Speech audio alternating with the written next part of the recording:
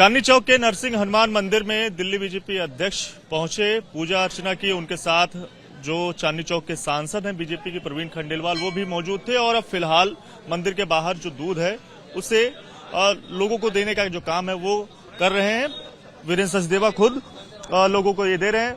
सचदेवा जी, जिस तरह से यहाँ पर लोगों को आप दूध दे रहे हैं, अभी कुछ देर पहले दर्शन किया मंदिर में, इससे पहले सुबह हमने देखा चिट्ठी लिखी, क्या मैसेज है इसके जरिए, क्या मैसेज देने की कोशिश? देखिए, ये बड़ा प्राचीन मंदिर है। श्री नरसिंह हनुमान जी पत्थर वाले बाबा के नाम से मशहूर मंदिर है। महंत जी हमारे साथ हैं। आज प्रभु श्री हनुमान जी के चरणों में दिल्ली वालों के लिए दिल्ली ये वर्ष मंगलमय हो, शुभकामनाओं से भरा हो, समृद्धि का हो, संपत्ति का हो, और मेरे दिल्ली वाले स्वस्थ रहें। और जो दिल्ली में एक झूठी सरकार है उससे दिल्ली को मुक्ति मिले और डबल इंजन की सरकार बने, इस भावना के साथ आज हमने पूजा अर्चना की है। और अभी श्रद्धालु और भक्तों को प्रसाद का वितरण कर रहे हैं।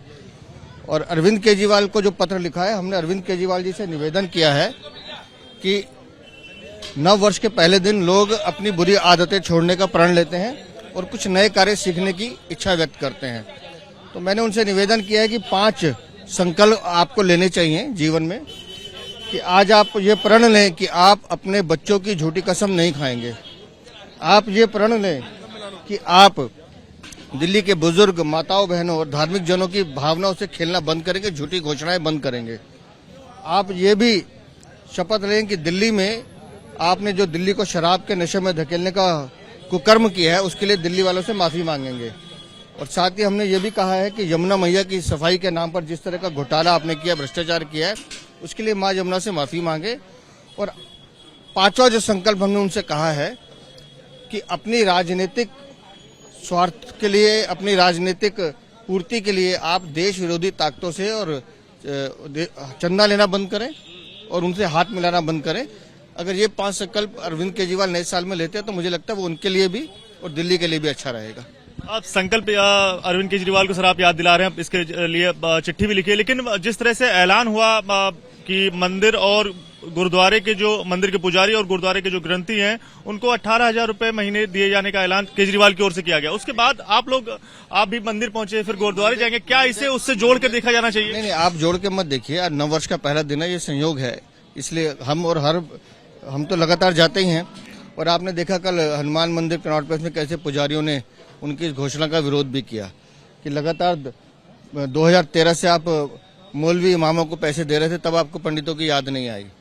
मैं आपसे एक विनम्र निवेदन करना चाहता हूं कि दिल्ली में जितनी भी समाज कल्याण की योजनाएं चल रही हैं, ये सरकार की योजनाएं होती है। और भारतीय जनता पार्टी की जब डबल इंजन की सरकार आएगी तो चाहे वो महिलाओं को सम्मान राशि का सवाल हो, चाहे पुजारी और ग्रंथियों के वेतन की बात हो, बिजली और पानी की बात हो, महिलाओं के बस की सुविधा की बात हो, या स्वास्थ्य और शिक्षा की बात हो, इन सब योजनाओं को माननीय प्रधानमंत्री जी की योजनाओं के साथ जोड़कर और आगे बढ़ाने का काम भारतीय जनता पार्टी करेगी। सर, जिस तरह से जो आरोप प्रत्यारोप का दौर दिल्ली के सीएम आतिशी और एलजी साहब के बीच चल रहा है, सीएम आतिशी का कहना है कि एलजी साहब ने मंदिरों और बौद्ध धार्मिक स्थलों को तोड़ने के निर्देश दिए, और एलजी ऑफिस ने जवाब में कहा कि मंदिर और मस्जिद, चर्च, किसी भी धर्मस्थल को न तोड़ा गया, न तोड़ा ही गया है। और पूर्ववर्ती सीएम और जो अभी की सीएम है वो सिर्फ सियासी बयानबाजी कर रही है सस्ती के लिए। यहाँ से जो जवाब आया है वो स्पष्ट करता है कि अरविंद केजरीवाल, आम आदमी पार्टी, आतिशी मार लेना, इन सबका चरित्र है कि झूठ बोलना और लोगों की भावनाओं को भड़काना। और कम से कम धर्म के नाम पर ये खेल खेलना बंद करें।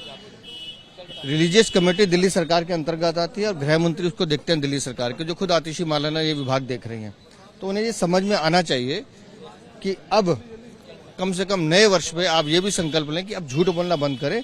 दिल्ली को एक अच्छी राजनीति और अच्छे नेतृत्व की जरूरत है, जो अरविंद केजरीवाल के पास नहीं है। सर, एक आखिरी सवाल रहेगा कि जिस तरह से आरोप प्रत्यारोप का दौर संदीप दीक्षित और आम आदमी पार्टी के नेताओं के बीच चल रहा है, और दिल्ली सरकार में मंत्री सौरभ भारद्वाज का कहना है कि संदीप दीक्षित जब भी कैमरे के सामने आते हैं तो उनकी हताशा नजर आ जाती है, और ये भी नहीं भूल पा रहे हैं कि केजरीवाल ने दिल्ली में कांग्रेस का सफाया कर दिया। बीजेपी इस बयान को किस तरह से देखती है? देखिए, केजरीवाल और कांग्रेस ये दोनों नूरा कुश्ती लड़ रहे हैं।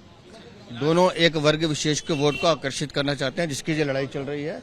इसलिए मुझे लगता है कि दिल्ली की जनता को धोखा देने का काम इन दोनों ने किया है। दोनों ने पिछले 25-26 सालों में दिल्ली को मिलकर लूटा है, और दिल्ली की जनता इन दोनों से मुक्ति चाहती है। दोनों से मुक्ति चाहती है। और किस तरह से यहाँ पर जो प्रसाद वितरण का कार्यक्रम है वो फिलहाल यहाँ पर चल रहा है और इसके जरिए बड़ा मैसेज देने की कोशिश है। अब देखने वाली बात होगी कि इसका कितना असर आने वाले चुनाव में पड़ता है। कैमरामैन आशीष सक्सेना के साथ दिव्यांकर तिवारी, एबीपी न्यूज, दिल्ली।